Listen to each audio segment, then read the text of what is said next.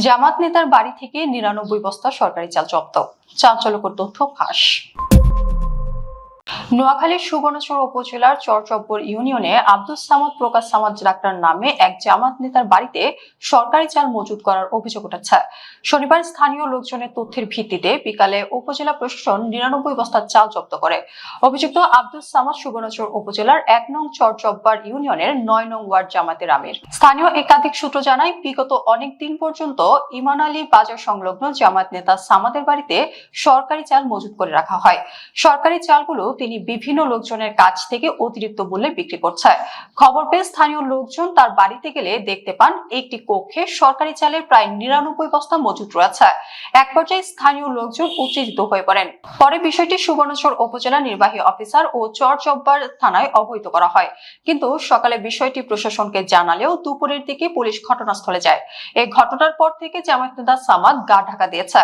এই ঘটনায় জামায়াত নেতা আব্দুস সামাদের সঙ্গে যোগাযোগ করা হলে তিনি জানান, চালগুলো তিনি রামগতির একটি মাদ্রাসা থেকে এসব চাল ক্রয় করেছেন। এর বাইরে তিনি আর কোনো কথা বলতে রাজি হননি।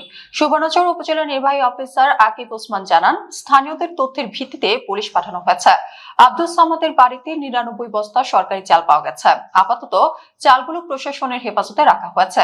অভিযুক্ত ব্যক্তি যথাযথ কাগজপত্র দেখাতে পারলে তার চাল ফেরত দেওয়া হবে, অন্যথায় তার বিরুদ্ধে আইনগত ব্যবস্থা গ্রহণ করা হবে।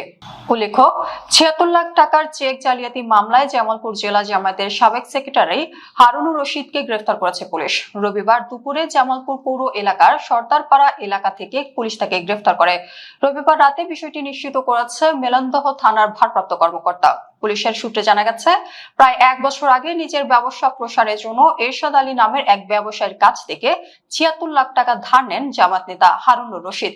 সেই টাকা ফেরত দেওয়ার সময় হলে হারুনুর রশিদের কাছে এরশাদ আলী টাকা ফেরত চাওয়ার পরেও টাকা ফেরত দেননি।